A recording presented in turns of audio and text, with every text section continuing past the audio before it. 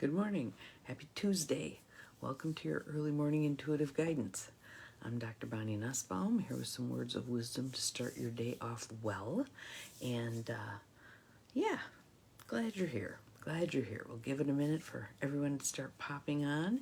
And let's do a little breathing to ground and settle ourselves and sort of make an alignment with the wisdom of the universe. There's Miss Nancy. Good morning, good morning. Glad you are here. Welcome. So a little bit of tapping and some breath. In through the nose, out through the mouth. In through the nose. Good morning, out through the mouth. Just settling into right here, right now. In through the nose, out through the mouth. And practicing living yesterday's guidance, which was slowing ourselves to the pace of Mother Earth. Rather than going Mach 3 with our hair on fire, slowing ourselves to the pace of Mother Earth. And in doing so, it's kind of that rabbit and hare thing. Yeah, we can take off like maniacs. We can be rushing through every day, missing the beauty of the day. Or we can slow things down a bit and pay attention and listen with our intuitive ears, see with our intuitive eyes, experience much more that the world has to offer us. Good morning, Joe Neal. Got to touch base with you about 1 o'clock. We'll see when we can connect. So yes, yesterday's guidance was about slowing ourselves to the pace of Mother Earth. Doesn't that just feel lovely? Today's little nugget of gold is no need to look for answers. Just live the questions. Just live the questions. If you think about how little kids do their inquiry, their inquisitiveness, their curiosity, they just kind of stomp on through things. Wonder what happens if I do this. Good morning, Mel. Glad you're here. Welcome. All the practical rebels rolling in. This is good. They're very curious. And in living those questions, their answers come to them. Good morning, Janine. Welcome. Glad you're here. We need to do the same. Instead, what we do is we go on this desperate search for answers.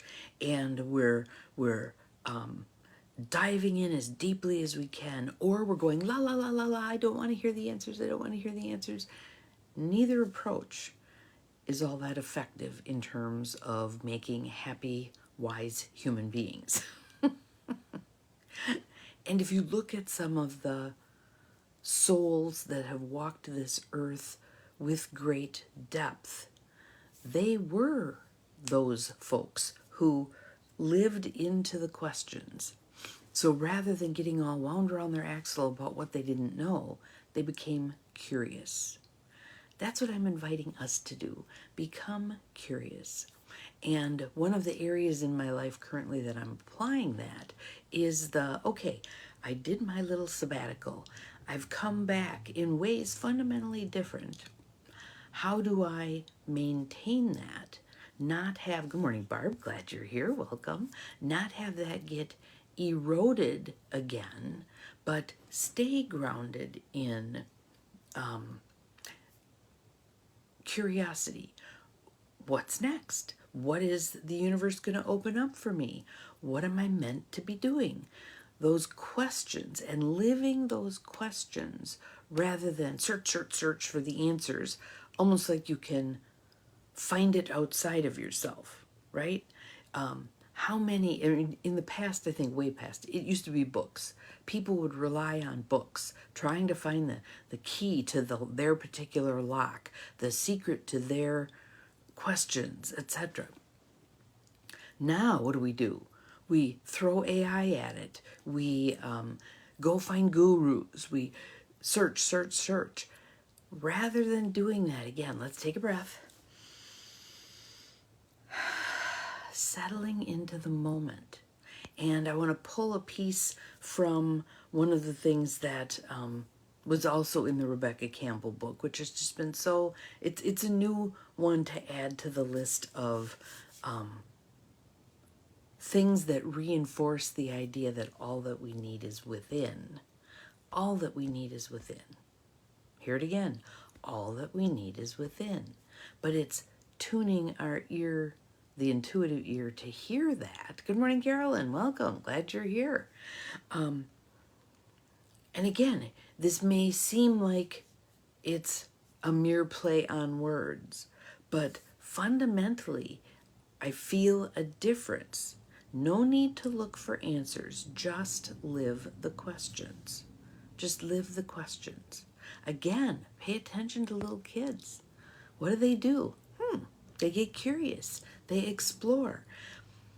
But the piece I want to pull from the Rebecca Campbell thing also is that idea that we, and it was right there. It'll be back. I know it will. Hang on, I need a drink. That was actually the thought that derailed me. Man, I'm dry. I need a drink. Give me a minute. The living into the questions. It'll be back. I know it will. And a corollary to that is being as open as we can be in our exploration. We don't want to go forth armored up. The less armor we're carrying, the better. Not just for the practical reason that armor is heavy, but also, and this was a piece I was thinking I was going to do more writing on. I think it needs more perk time. The idea that when we even think that we have to armor up, we're already creating the conditions in our world that call for that armor. So if we stop the armoring up, and some of you might be saying, oh my God, that's scary to think about in this crazy ass world we're in. Why would I not put on my armor? I remember an 80-year-old nun who taught me, former nun, who taught me that her example was locking doors. That when we lock doors, we are creating out there the things that the doors need to be locked against. So she encouraged me when I stayed with her, this was in Crestone, Colorado, she encouraged me to leave the door of the little area where I was staying unlocked. She said, I never lock my doors. I never lock my doors. And this was all about mindset for her. It was all about mindset, that when I lock the door, I'm sending the universe the message that I'm not safe. And the universe says yes, and delivers the circumstances that allow me to know I'm not safe. If, on the other hand, I leave my door unlocked, and she was a little woman, I'm sure she's probably deceased at this point, but she was little. She said, if I leave my door unlocked, I'm sending the universe the message I am safe. And the universe says yes, yes. Good morning, Gwen. Glad you're here. Welcome. So, extrapolating from that to our search for meaning, even the fact that we view it as a search for meaning means we feel meaningless right at the moment. If, on the other hand, we say, I live in great meaning, everything has meaning, I can slow myself down. Good morning, Marilyn. Welcome. Glad you're here. Slow myself down to the pace of Mother Earth, and I will experience much more of the meaning that this world has for me, right? We have created this sense of meaninglessness, or this search for meaning, through some of the things that we have done, moving too quickly for Mother Earth to even keep up with us, right? We need to slow ourselves down. Slow ourselves down. So let's take a breath. And have you noticed the last couple of days, my speech is slower, my breathing is slower, I'm creating a new pace for myself, And a piece of that pace is I don't have to be flying around willy-nilly looking for my purpose and my meaning. And this was cool too. I listened to a podcast yesterday that, let me think where that came out of. I believe it was MEA. So Chip Conley's stuff. And it was an interview with someone who's going to be doing a program at their Santa Fe campus, I believe, in June sometime. Anyway, she was saying, and I'm going to hit some of those notes tomorrow, I think. But she was talking about one of the cool things that those of us who are of a certain age are beginning to uncover is the ability, she said, our curiosity capacity increases. Our curiosity capacity increases. How wonderful is that? Because we know and curiosity shares common space with creativity, doesn't it? Anxiety messes up creativity. So curiosity shares common space with creativity. If one of you wants to throw that in the feed, that'd be fabulous. So as little kids, we are incredibly creative. By the time we get out of high school, it's been trained out of us. So now as elders, let's recapture that. Let's recapture that curiosity. I wonder what happens if, and mess around with stuff, view things outside of their intended use. That is a great way to, do you remember doing that as kids? We'd pick something up. I'm just going to make something up. Let's say it was a scoop for planting bulbs. And we'd look at it and go, what else could we use this for? And come up with all kinds of crazy-ass ideas. But in doing so, it's sparking that creative juice. And another one of the Rebecca Campbell things that I thought was so helpful is that idea that even when it seems like nothing's happening, something's happening. The chapter of that title was Be Productive, Do Nothing.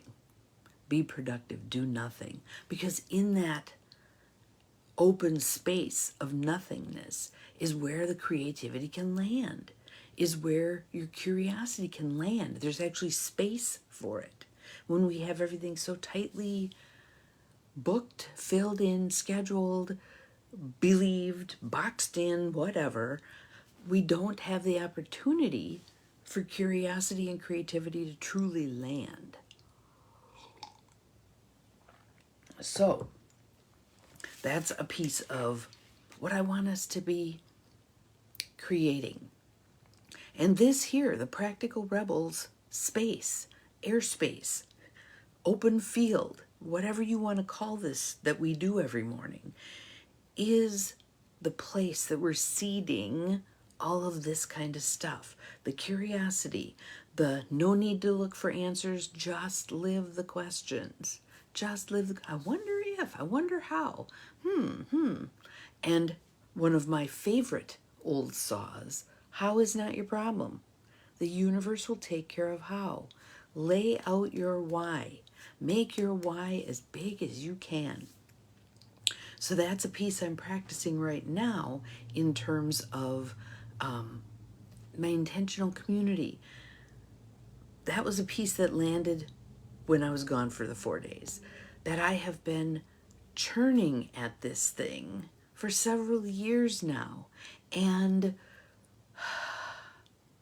the like-mindedness of those who are meant to come to this project and assist, right? Knowing they're out there. I know they're out there. There are a lot of intentional communities, which means there are already like-minded people out there. So holding sacred space for the people who are meant to work with me on this project. And answering my own question. Remember my famous question, what am I pretending not to know? What am I pretending not to know? What I'm pretending not to know is that some of what I'm doing right here, right now, that seems like it's in service to that goal of creating intentional community is actually chewing up bandwidth. It's actually not helping the process. In fact, it's taking away from the process. So what does that mean? Some of that stuff needs to be cut loose. Some of that stuff needs to be cut loose. And I need to be brave and do that. Good morning, Diane. Glad you're here. Welcome. So, what comes to mind with all of this? Take a breath. What's chiming for you? What's resonating for you?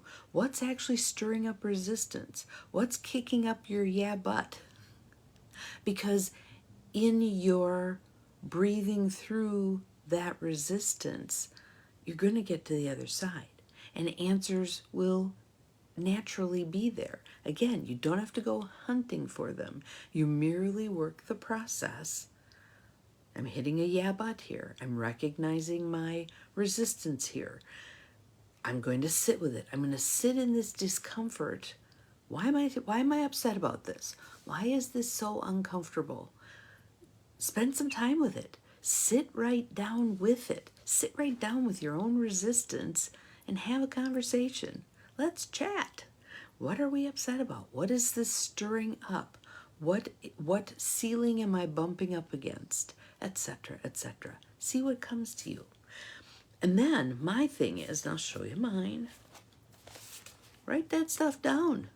Because there's that part of you that clings, screaming and kicking to that which is, and is afraid to let go and flow into that which could be this or something better, this or something better, right? So write it down. And then, like today, because I knew that today I was talking to you about the second of the two big ahas that I had on my little retreat, right?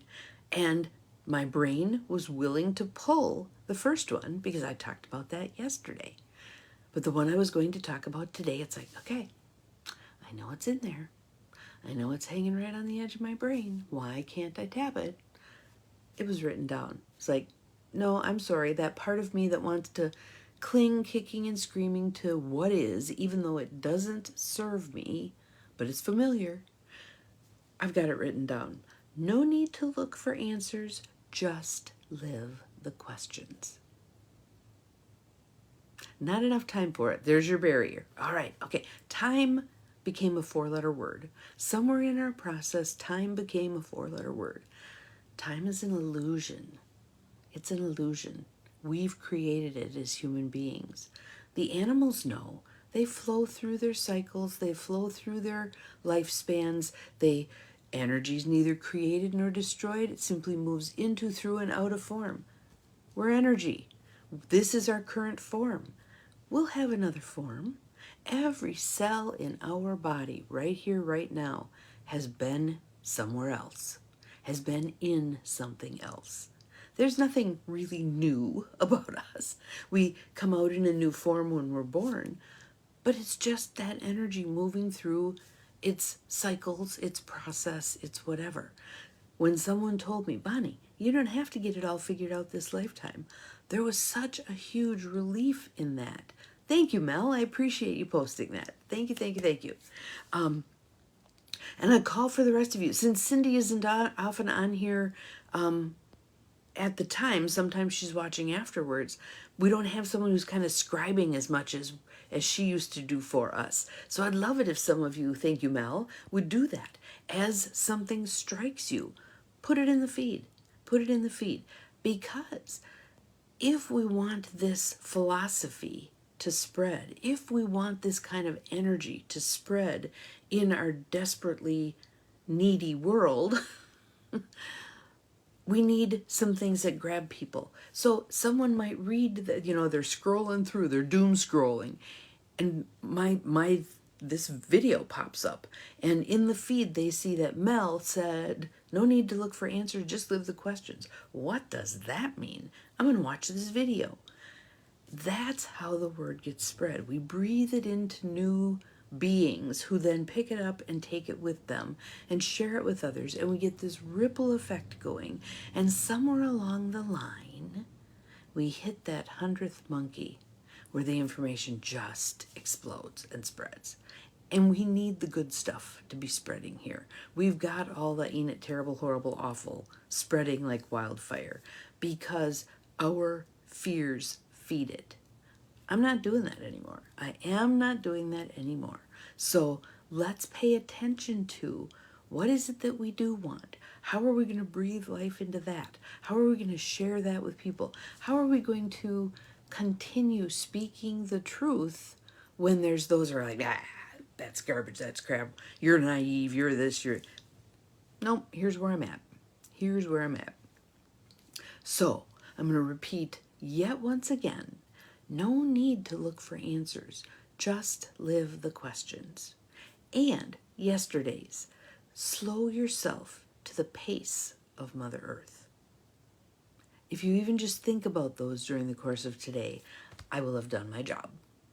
Have an awesome Tuesday. We will see you again tomorrow. Remember, you're capable of far more than you think you are. Bye-bye.